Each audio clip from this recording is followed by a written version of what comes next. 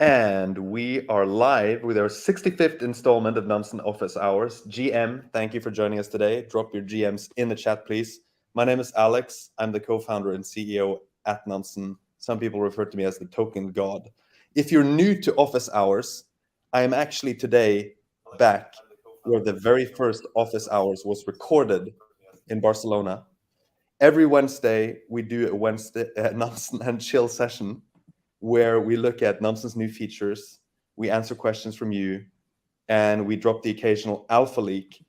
And on that last point, I do have the head of Alpha Leaks with me today, Barto. Welcome back. People say that you don't need an introduction, but maybe you want to give one anyway. Oh, thank you. Thank you. It's too kind. GM, everyone. I am Barto. I am, I've been trying to tweak my Twitter profile recently, but I am a former data scientist turned crypto trader, investor, all things. I am a extensive crypto swag collector. So today we are wearing 2021 Sushi Swap in black. So it's a beautiful shirt right there. That's crazy good looking. Yeah. I like it. Thank you. Yeah, I am quite often a Nansen super user, as people call me. Also constantly snooping around Nansen, blockchain, BigQuery, just trying to surface data for the people and have some fun. So that's really all we're about. You were gonna say make some dough. Yeah, no, and then I was like, no, make some fun. Yeah, that's fun. Better. Yeah, make some fun. Good. That's good. Fun. It's fun. So before I let you start leaking all this alpha, I think because I'm actually in Barcelona because I was at the Avalanche summit where I got COVID and I'm real-time COVID positive. I just tested myself an hour ago and I'm still positive, unfortunately. Not so bad in my case. Feels like a cold. Some people get it worse, as we know. But you're going to be talking a bit about some stuff related to Avalanche Summit later. I won't spill the beans on that one. But before we get to that, I wanted to highlight two things. The first is we have a giveaway. And so we're giving away some WAGMI caps. And they look cool. Good. They look really good. I have one myself. Do you have one? We should probably. No, I don't. No. Okay, we should. I need a new closet. I'm gonna need a bigger closet because I've got. Yeah.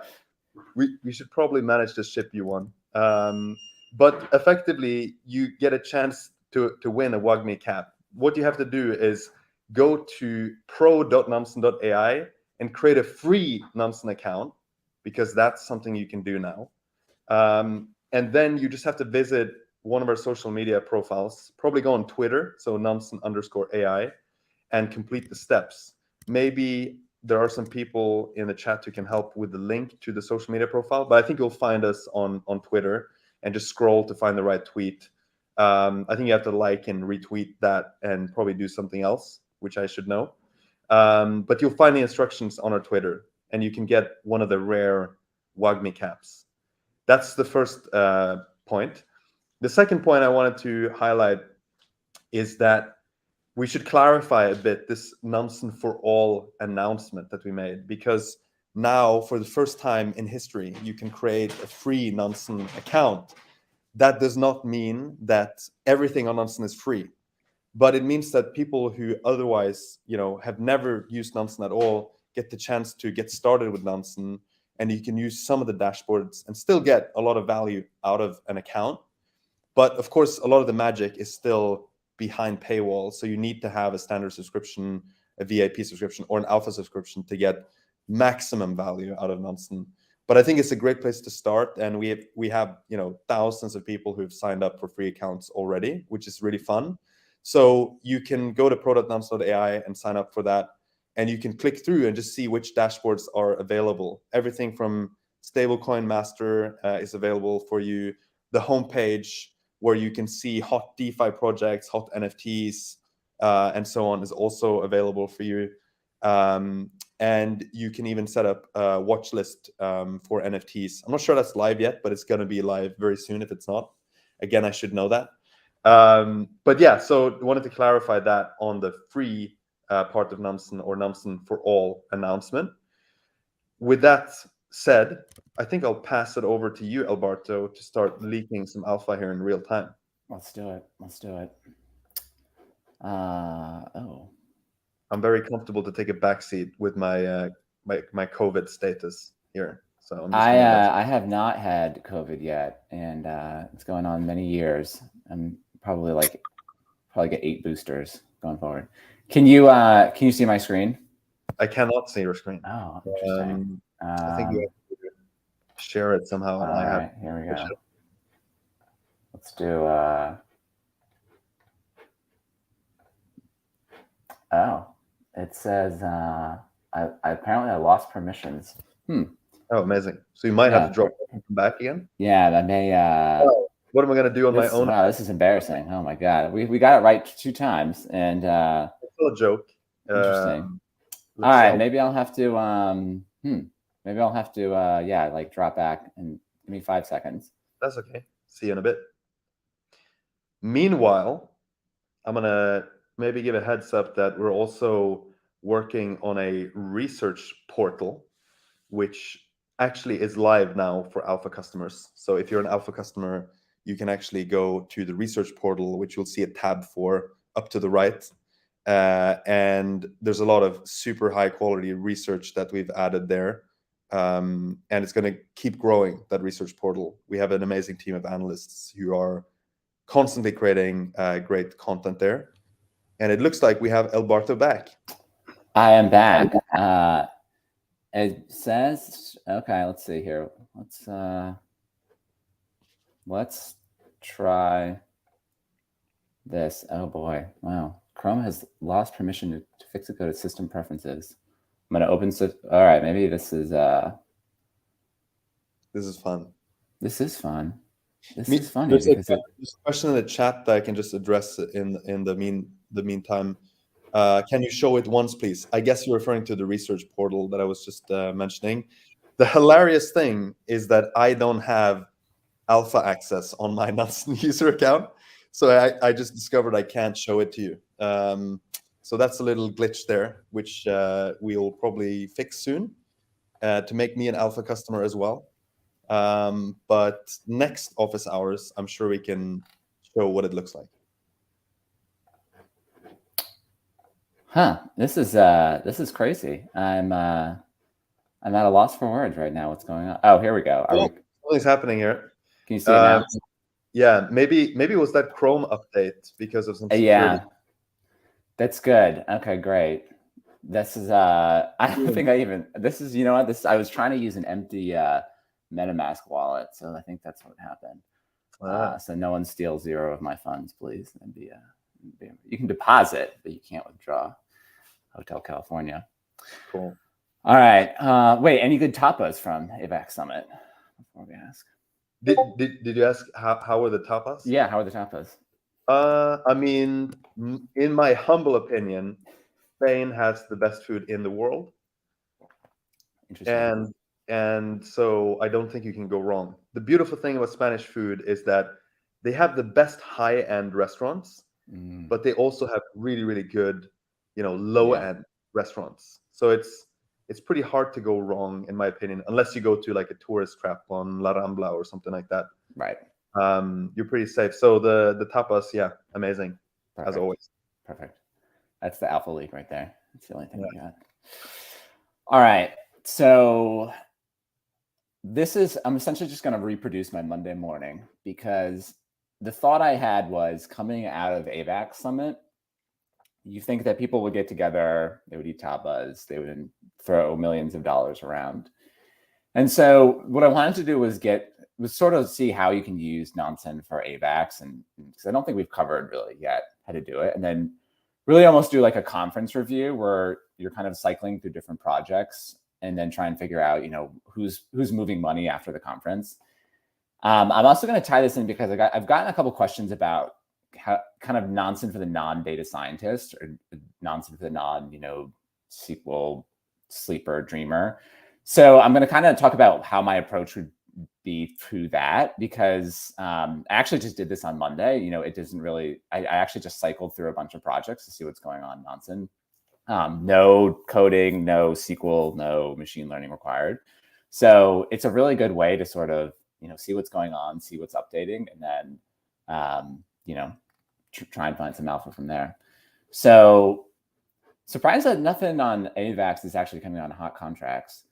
You would think that maybe coming out of the conference, maybe people would be launching projects or something along those lines, but maybe people were trying to launch it before, go to the conference, network, get people to deposit money in, and then afterwards, I guess everyone has COVID now, so I know the Platypus like COVID and hungover. Yeah, so that's a combination to launch smart contracts. Yeah, I know the Platypus farm got pushed back, so because I think they unfortunately did have COVID. So is it the UST one, or they are launching a Frax, Terra, and NIM pool.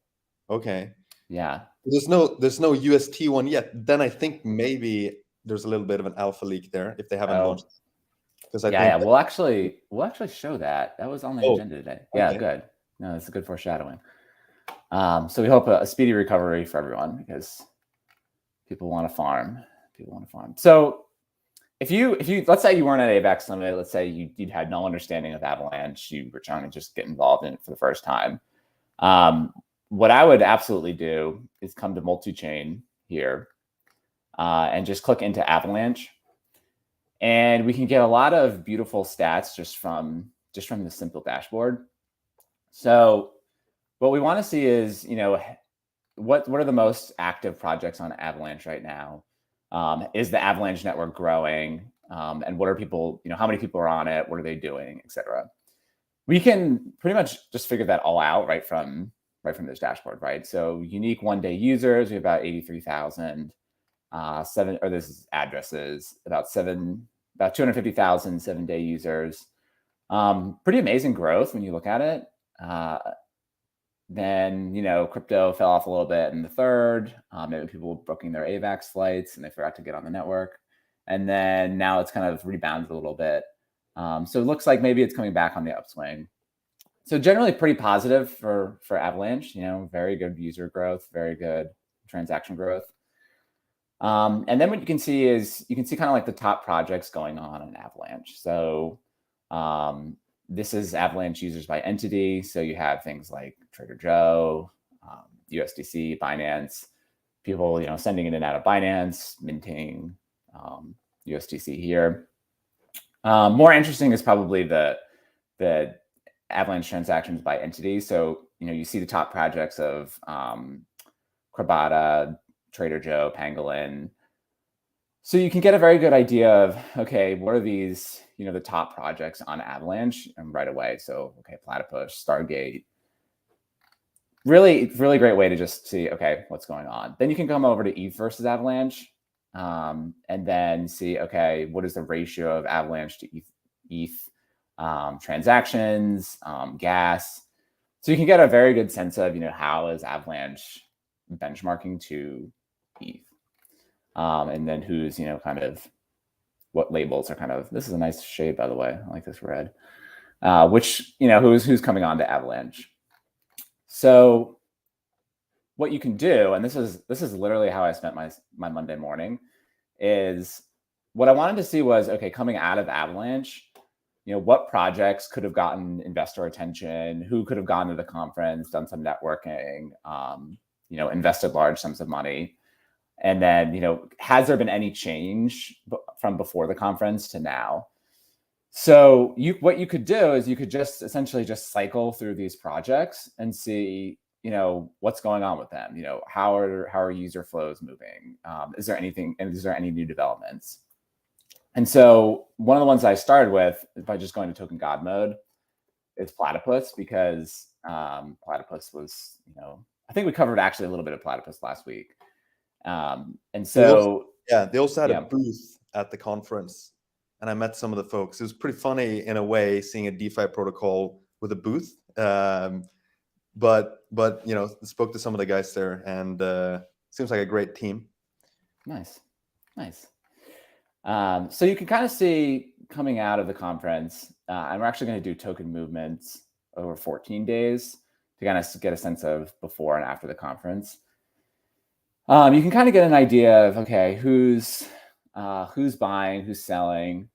So if you just look at balance changes 7 days, you can see probably people are depositing Platypus into the Platypus wrapped AVAX pool. You have this Platypus booster staking pool, this PTP, ECD, PTP. So some small purchases here for Platypus. Snaxel maybe picked up about, what is that, like $50,000-$60,000 of Platypus. Maybe Snaxel had some good tapas, came back, bought some Platypus. But one thing that kind of caught my eye, there's a couple things that caught my eyes. You can actually go, you can do this further back in time using token movements. So this allows you to look at how tokens were moving over a specified period of time. So if, let's just say we go a week before the contract, or sorry, the conference, and then a week after, and see what's going on here. You're going to notice after this lows. So earlier we saw these like, 100,000, 20,000 sort of Platypus transactions. So nothing, nothing like crazy. But when I was looking at this on Saturday, and I know I working on vacation, some people don't like that. Some people do. I came here on Saturday and I found this huge movement of Platypus, right? This is 100 million Platypus. So that's, at the time it was about $330 million of Platypus being moved in one transaction. So it's a lot of Platypus, right? So let's see what's going on here. But it's very interesting to notice that you can kind of get the idea of Platypus multi-sig, Platypus liquidity mining moved 100 million Platypus. And I believe this was first on, let's see when this first transaction was. I believe it was like maybe a couple days before the conference started. By the way, I just realized maybe one thing to note for the team here is that we should have a wallet profiler for token drop down in that token movement UI, right? Because now you can't really link directly. Yes. So it's maybe one to note for the team that we should have. Yeah, that's good. So you see 8 days ago, they moved 100 million Platypus to this address. So this address, if we just, this is this person right here. So liquidity mining. So this kind of caught my eye because it's probably not a fund or anything like that, right? Or it's probably not an institution because it's so much Platypus that's being moved. But it's moving from the liquidity mining itself. So, and now it's just sitting in this contract, OXD, which is probably, yeah, it's the multi-sig right here. So then about, I think 2 or 3 days later, Platypus itself announced that they were going to have new liquidity pools. So we could probably look at this on Twitter for Frax, Luna, Terra, and MIM, I believe. So you can kind of see this happening before you get on chain, actually. And you can say, okay, well, what is this huge movement of tokens? And then, okay, yeah, so March 26th, they tweeted it. And then this transaction occurred on March 21st. So you kind of have like 5 days of like being in limbo of like, okay, is this like, what is this transaction? But since it's coming from the liquidity mining pool, and it's a very good label by Nansen, so shout out to the labeling team. So you can kind of get a sense of like, okay, maybe over the next few days, I should probably, look out for an announcement. Maybe if I should transfer funds if I want to farm this. And so then you get an idea of, okay, huge farming pool coming. And this is going to be, I can't even imagine how many people are going to farm this. This is going to be just absurd farming. So that was one thing that caught my eye, which was very interesting. Then another thing, if you just go back to token God mode, let's go back to PTP. You can kind of see, if you're not familiar what these things are, you're kind of like, okay, well, what's going on here? There's this PTP, ECD, PTP pool. So let's see what's going on there. So this looks like it's some sort of, okay, so it's a Trader Joe pool, Platypus, and some other type of platypus. And so since it's a pool, we want to go to top depositors of Platypus to this pool. And then right away, we can see that our friends Alameda, let's see, 16 days ago, they were first into the pool. They deposited 140,000 PTP, so it's a good amount of money. And they are by far and away the largest owners of this. So second place has only 30,000 PTP, ECD, PTP. So what's kind of interesting about this transaction is if you then, okay, take Alameda and then you say wallet profiler for token, we want to get an idea of when Alameda first entered, what are they doing? Because they're all kind of all over the place. And then, kind of like what are their intentions to do that from this? So if we sort by time, they first started depositing in January, and then right around March, they are getting more and more involved in this. So they took out Platypus from the master Platypus V2 contract. You can see because they received it here. And then they sent it to Nansen Finance. And so if we figure out what is Nansen Finance, right? So they are essentially trying to be a, I guess convex to the, actually, I think we can connect here. They're essentially trying to be the convex to Platypus. So, oh, great. Thank you. Lovely. We're getting off to a great start here. I have to add AVAX to my empty wallet. Gotta love that crypto user experience, right? Yeah, exactly. I'm just so used to it, which is terrible. Like, oh, it's terrible.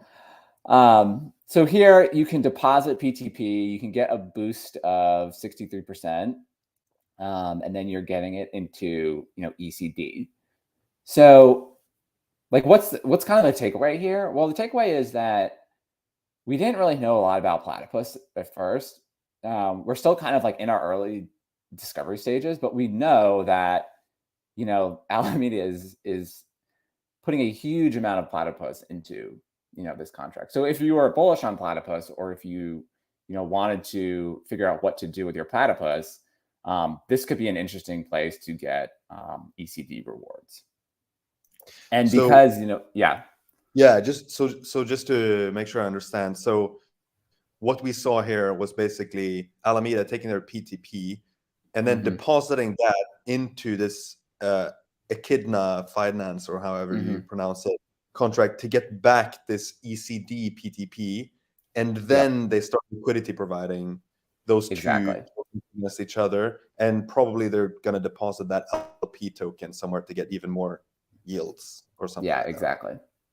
So it's kind of funny because you can clearly see that, maybe they had good tapas together, because they are, so Alameda, what they're doing is they're kind of testing the waters here on March 4th. So they put in about $50,000. Then they also just put their Platypus into a boosted staking pool. But then they go to Barcelona, have a great time, and then they maybe just to see that the team is real or something. And now they're depositing 100,000, or they're depositing a lot of PTP, ECD, PP, whatever you want to call it. Yeah, it's very funny that you describe it like that, because when I was speaking with the guys on the stand, I was telling them, hey, I'm farming some PTP, but I've seen you have Vector Finance and Echidna Finance. am I better off just like, farming those? And they actually said you should probably be farming Echidna. Oh, interesting. Yeah. So maybe someone had the same conversation. The Echidna team really, shout out to you. You guys really did a good job.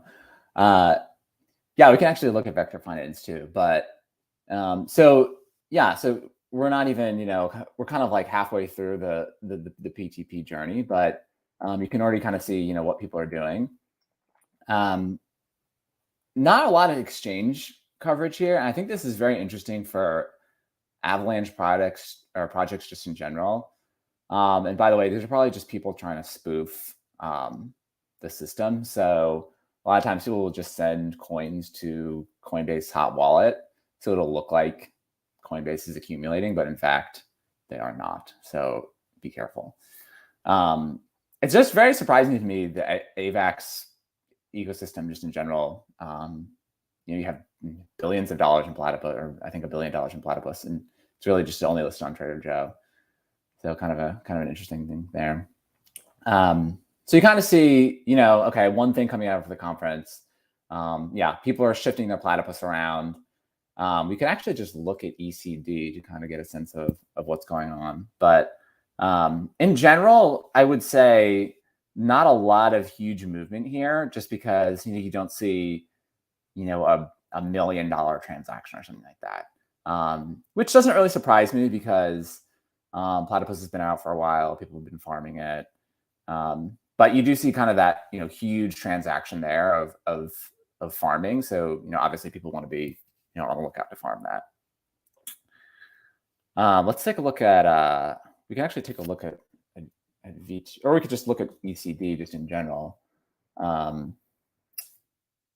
But it's also it's an interesting question, and I'm starting to think a lot more about how protocols use tools like this to kind of figure out what's the best way in terms of tokenomics, in terms of user engagement, things like that. Because obviously, if you're in Chinda and you have Alameda, with a huge percent of your overall pool, obviously you want to be friendly with them, because if they start dumping it, or if they start, just pulling their Platypus from it, obviously you have, somewhat of a large problem. And so here you can see, okay, Alameda, once again, they first entered in 26 days ago. They have about 200,000 ECD. They probably got it from just farming, obviously. And so then you can kind of look at, okay, who are the people depositing into it? Like I said here, boring is always interesting because you have this wallet that's not labeled yet by Nansen. And it's probably, here we go. Real time. 2 minutes. Yes. That's crazy. Wow. This is so exciting. This is me. I just transferred 3 million. Yeah. No, I'm just like kidding. Inception. Yeah, exactly. Someone just taped that, like watching Office Hours. It's my dog in the background. He's doing. He's very quiet today, so I think he's just farming this. So let's see what's going on here. So it seems like 2 minutes ago, 3 million was transferred to what seems like an empty wallet. So the simple rewarder contract, 27 days ago. And then they got, so it's probably some sort of like rewarder. Maybe they're like topping off the reward contract or something like that. Can you plug it into Wallet Profiler to see if you know anything about the deployer? No. What is this? OXB? Oh, okay. No, sorry. Wrong address. Yeah.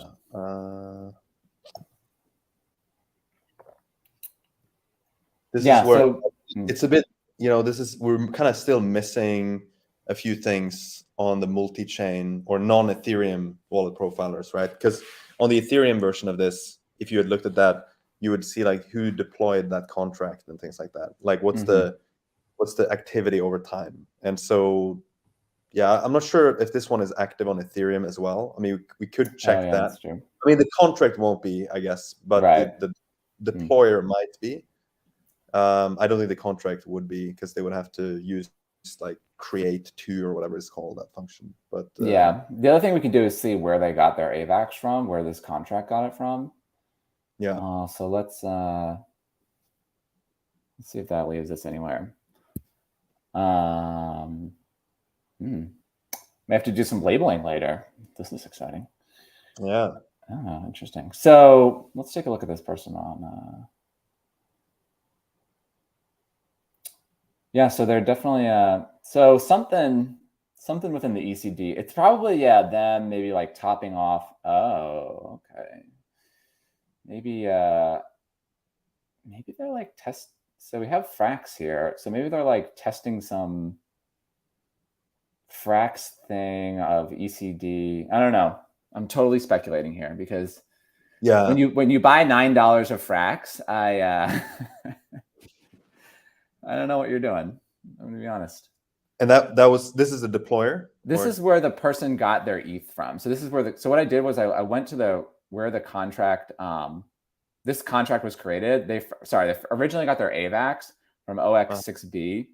Obviously the funder. Yeah. So now we're just looking at where OX6B, and so they, it's not an exchange because there's 534 transactions. But this one doesn't have any activity on Ethereum, or can we check this that? one? Yeah. If you just switch, yeah, exactly. Yeah, So looks like it doesn't. Okay, so it's only very active on Avalanche. Yeah. Paying for paninis, I guess, in Frax. Yeah, that's $9 transaction. Interesting. Okay, so yeah, maybe something to look into here in the ECD, seeing what's going on here with this $3 million transaction. Maybe they're announcing it's literally the top transactions in the last 7 days, and it just happened minutes ago. I mean, it doesn't. We don't have to be alarmist, right? It could just be that someone is like topping up some liquidity mining stuff or whatever. Right. Exactly. It's a good one to probably keep track of and see what's happening. And I made a joke about this last week. People make it very easy when they transfer numbers in round numbers because 3 million. If you transfer something in 3 million, that's interesting. But if this was 2,968,233.2, you'd be like, oh, that's kind of weird. But humans have this tendency to just transfer in these round numbers in large transactions. So I just look out for round numbers. Yeah, that's also interesting when you look at an order book, right? It's sometimes you can use that as a heuristic to figure out like what's humans and what's bots.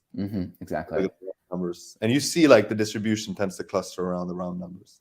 Yeah, exactly. So if you're raising a fund, just only raise in weird token amounts. Just, always fly under the radar. Yeah. So I'm gonna cover GMX too. So essentially, my Monday morning was just kind of going to AVAX, seeing what new projects are there, going through token god mode and seeing, what's going on.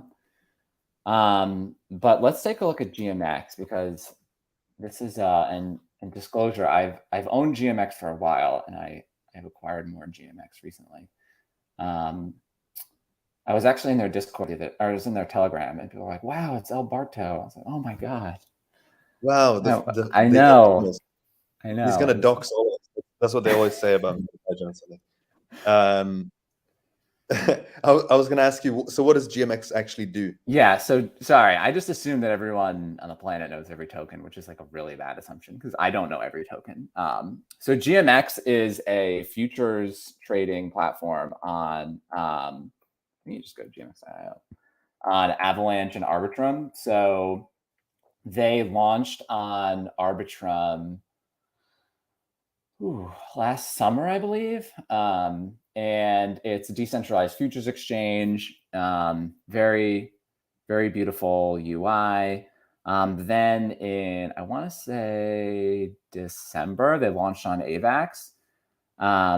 And they have like the most beautiful analytics, and just super shout out to the people who did this. They are just gods. They they had this just like beautiful dashboard of, okay, what's the volume?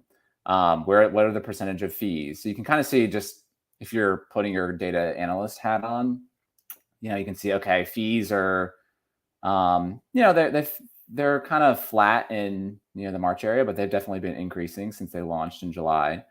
You can see, what the trader's net P&L is. So are traders doing better against the emergency fund? This is the distribution of profit and losses. This is like really good. If you were trying to make a decision, investment decision, and you're just looking at these metrics, it's like a perfect place to start. I can see as a data person, this is what attracted you to the token. Yes, very much so. And so they have it on Avalanche as well. Really just being thoughtful with kind of like what people want to see. Volume on Avalanche maybe is dipping a little bit, but Arbitrum looks really good. So shout out to them.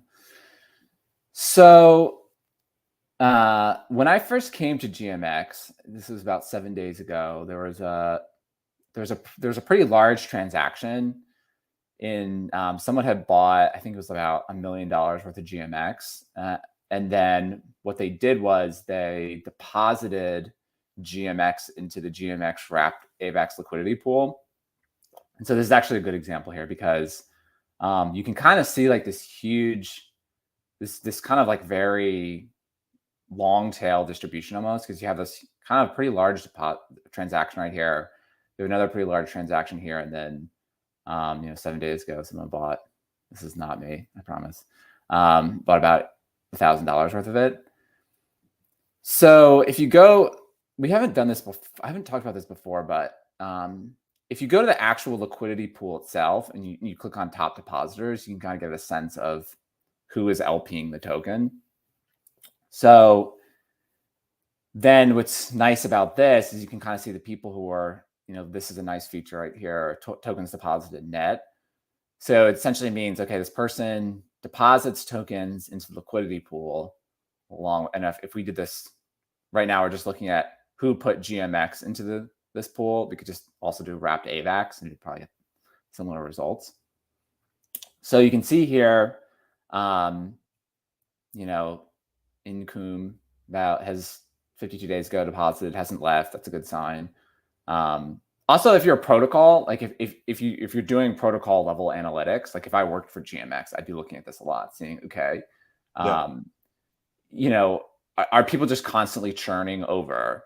How have different reward levels incentivized people to come in? What's the average amount of time people LP for? Yeah, I think you mentioned this earlier as well, right? With when you're looking at token god mode, I think it's a really underrated way to use Nansen, which I think some people get it, but some people also haven't really thought about it like that. You tend to think that it's only useful for like investors and traders, but actually, if you're trying to understand your user base, I mean, this is the equivalent of like Google Analytics for like an e-commerce site or something like that, right? You're trying to understand what the addresses are actually doing, like who are they, how can you get more of them to come in, right? And what are some of the, as you were saying earlier with Alameda, if you know that Alameda is farming 20% of your pool, like maybe you should have some biz dev people reach out to them or something like that, right? You can get a lot of insights here from a business development perspective and like product development perspective, which I think maybe it's because we haven't marketed Nansen like that, but I think it's a hugely underrated way to use it.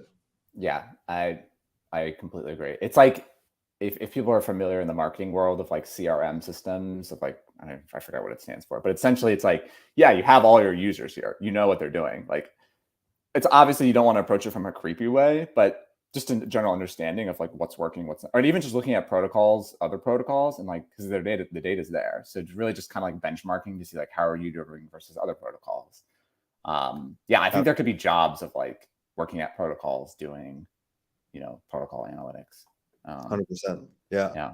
I mean, not to go into like a super philosophical discussion, but I think it touches on how you get this new sense of like identity with addresses, and that becomes like the new atomic unit in this world, where like the address is the identity, and then you can study that, you can analyze it, you can even maybe communicate with it, you can do like airdrops obviously and try to track them. You can give people permission to stuff like even events, which can be virtual or real world.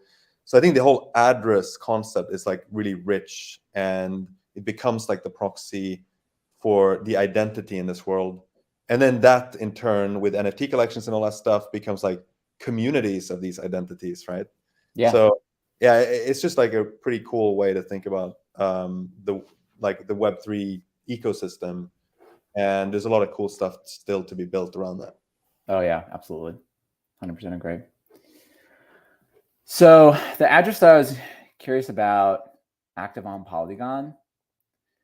So they had one transaction 48 hours ago, about 30,000 GMX. So it's about $1 million.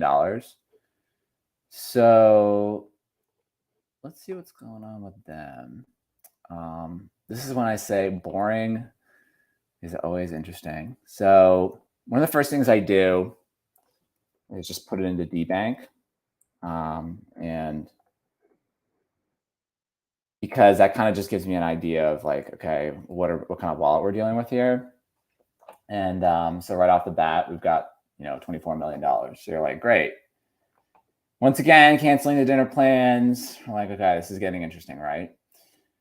So this person clearly is DeFi related, right? So you've got Convex, Trader Joe, Ribbon, GMX Frax.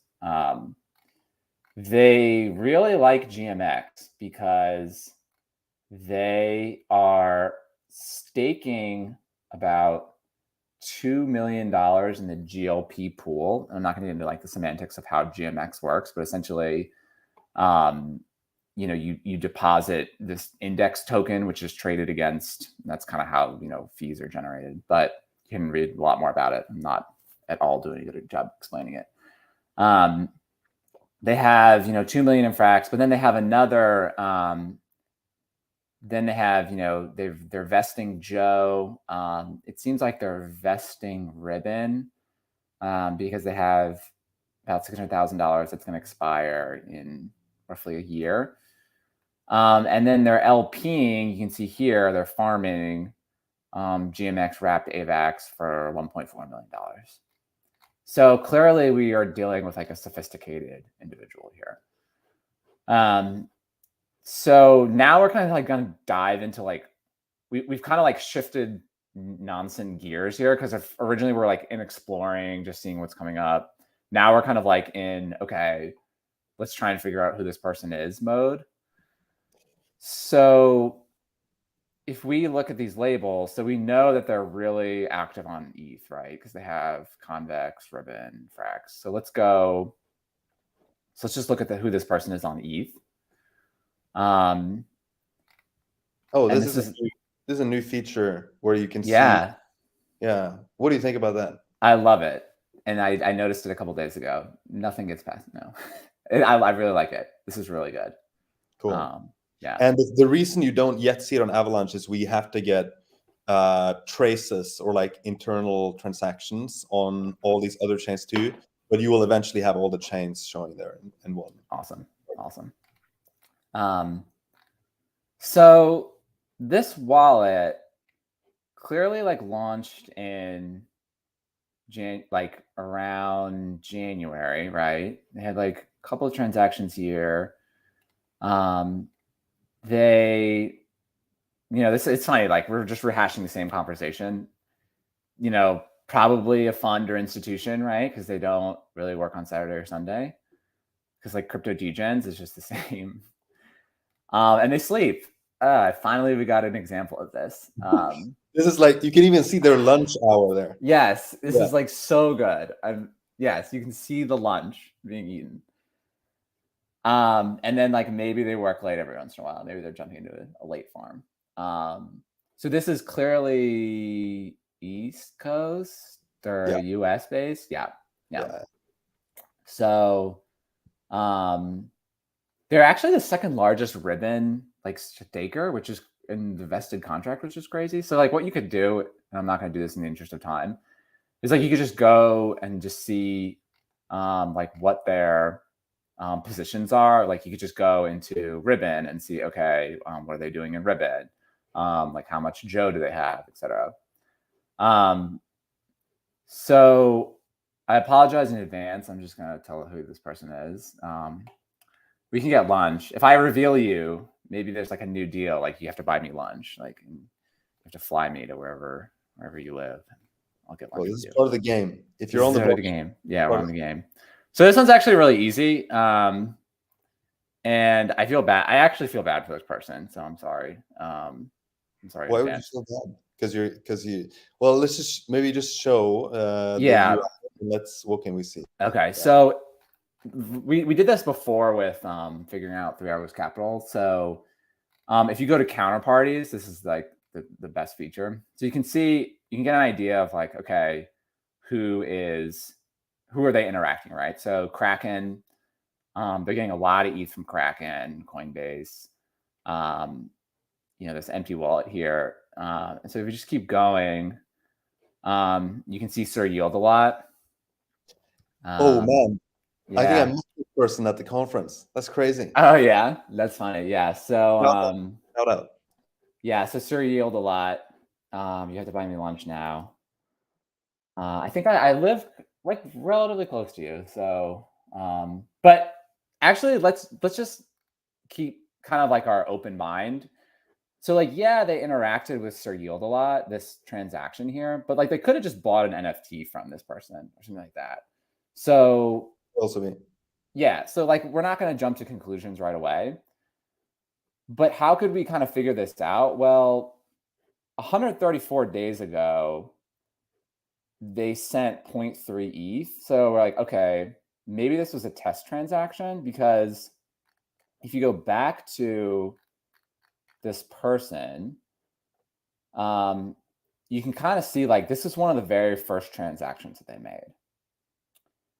So you're kind of getting this idea of like, maybe it is SirYieldAlot himself, or maybe like they're doing something, maybe he's like consulting with something. But you can see it's like one of the first transactions here. Then if you just Google like new or like crypto fund launch, November 2021.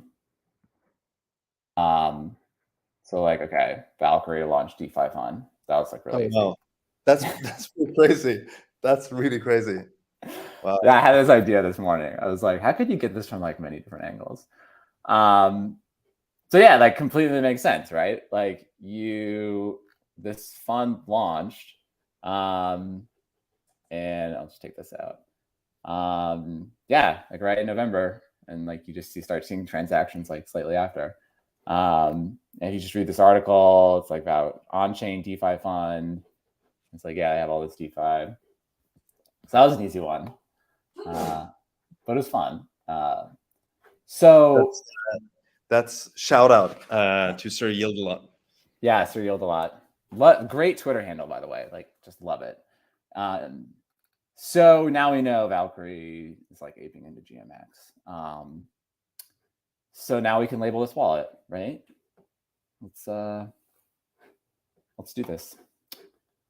So let's start with the wallet in question. So this is, and then we could probably do. Yeah, it's hard to. It's kind of like if you're smart money, it's hard to stay under the radar. Yeah, I'll just do that for now. It's embarrassing because I don't even know how to spell Valkyrie. On-chain DeFi. Let's just do that, Valkyrie DeFi. So actually, there's a lot of semantic. I've been thinking about like labeling names a lot recently, and there's like, I think there's so much semantics in what an address is called. Because like, let's just say we call this Valkyrie. Like Valkyrie could be custodying for clients. They could be executing OTC trades. Like, yeah, It's very difficult. Yeah. That's right. When we started building Nansen, we always thought of this as like, I mean, everything we do at Nansen is kind of this very kind of famous minimum viable product illustration, whereas you start with a skateboard, the next version is a scooter, the next one is a motorbike or a bike, a motorbike, and then a car eventually. Like everything we do has that mindset. And even the labeling taxonomy was like that. The first version of Nansen, there was not even a distinction between entities and behavioral categories. It was just literally like text fields, right? Yeah. And then the next version, which is a little bit better, this had a distinction between entities and quantitative labels. Yeah, it's a good idea to drop your ETH address there. But and then the next version is like, well, entities should have different tags too, right? And that's kind of your point. And maybe the next version is even distinguishing between the types of holdings. For example, Uniswap as an entity, the funds that are held by Uniswap, you know, that's different from the Uniswap, the tokens that are held in Uniswap pools. So, you know, you can, without getting too nerdy on this stuff, because you and I could probably nerd out big time on this. You have to think about the semantics and the taxonomy of how you label. But as long as you have kind of enough information to be able to run an upgrade in the future, you can start simple and then you can make it more granular and sort of more precise over time, I think. Yeah, exactly. And it's like hard to balance like labeling the 100 millions of addresses, because it's like, yeah, I'm not going to debate over 5 addresses. If I can label 1,000 of them one way, like this, an upgrade from Heavy Dex Trader to Valkyrie is great. But then it's like Valkyrie to Valkyrie on-chain DFIN fund is like even better. But obviously I'd want to just have the Valkyrie label versus Heavy Dex Trader. So it's like this prioritization quandary as well. Yep, that's right. And then there's, of course, the whole aspect of like your own private labels, right? And how do you blend the private labels with this kind of shared Nansen labels, right? And being smart about that as well. So there's like a lot of cool stuff with regards to like the attribution challenges that we deal with. Yeah. This is, you know, in many ways, like the hardest part of Nansen, like building Nansen, to do the labeling. I mean, attribution, right? That's kind of the unique challenge that you have to face. And it's a lot harder than I think people realize. I mean, you're obviously really good at it.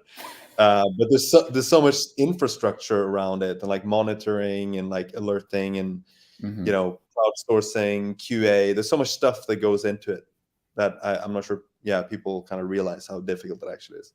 Yeah. So yeah, sorry to kind of wrap up on this. You could probably rule out, right? So like you saw this SirYieldAlot, and if you could have said like, okay, that was an NFT trade, maybe it's fun as buying NFTs, but you just click on the NFT thing right here, and you could kind of rule that out because these are actually probably like Uniswap V3 NFTs. I think that's why they look funky. Yeah. So I'll send you a list of restaurants SirYieldAlot, so you can you can choose. That's amazing. So that was fun. We have a couple of minutes left. Anything else you want to show before we? I mean, that was really cool. Yeah, that's I think that's it for today. I mean, I think I still have like 20 something things to cover. There's a question here in the chat, actually. I guess this is for me, but if there's a lot of labels on a wallet, is there a way to show all the labels? It seems to cut off at a certain point. That is true. Right now it cuts off because some people have like an insane amount of ENS labels. There should be like an expand button. We don't have it right now, but it's a good feedback that the team can note. Yeah, I mean, to nerd out even more about wallets, like it's difficult because it's also very probabilistic in nature as well. Because like you could see something and you're like, okay, I want to attribute, like if you had an algorithm, if you had like scoring algorithm, you'd be like, okay, this is like 50% maybe, you know, Binance deposit wallet or something like that. And it's like, well, then how do you, it's like. So this is kind of getting into now we're at the kind of like car stage or even Yeah. electric vehicle stage of the labeling, right? And probabilistic labeling is something that the approach we take is you can do it for your internal processes to help guide labeling, but we don't push out probabilistic labels yet. The labels you see at Nansen, we have very, very high confidence that those are precise. So we optimize for precision, right? We don't optimize for recall in the sense that we accept that we cannot label everything. But it's very important that the labels you see are accurate. And so the probabilistic stuff, I think for now we're comfortable leaving that to like back-end processes that can help us guide the labeling. But at the end of the day, you need to have a human in the loop who makes the call if it's like precise or not.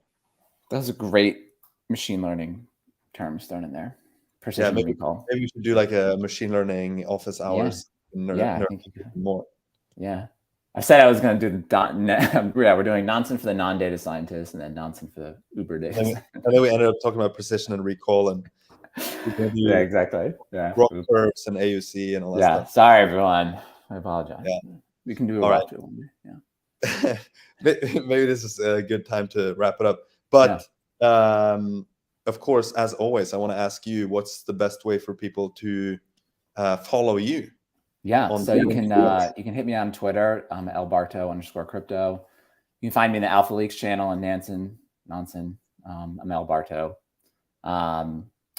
I think it was I forget who, Colin DM'd me. He's like, "Are you the real Barto?" The other day, and I was like, "I have so many shirts and sneakers to prove it." So it just I'll just go into my closet and just like take a video and like, yes, I am. Oh man, I am. That's hilarious. Yeah. So, cool. Yeah. Thank you so much for joining. I'm glad we're making this like a regular thing. Yeah. You just come. I always learn a lot from you how to use Nansen, which is fun. I'm glad to hear it. So for everyone who watched this today, that's a wrap. Hope you enjoyed the Alpha Leaks with Barto. If you did enjoy it, please give our video a thumbs up and share it with all your friends. Remember to subscribe to our channel, turn on the notifications so you don't miss any of these Alpha Leaks. And don't forget the WAGMI caps competition, which you will find more information about on our Twitter. But thank you very much, and we will see you next week. Take care.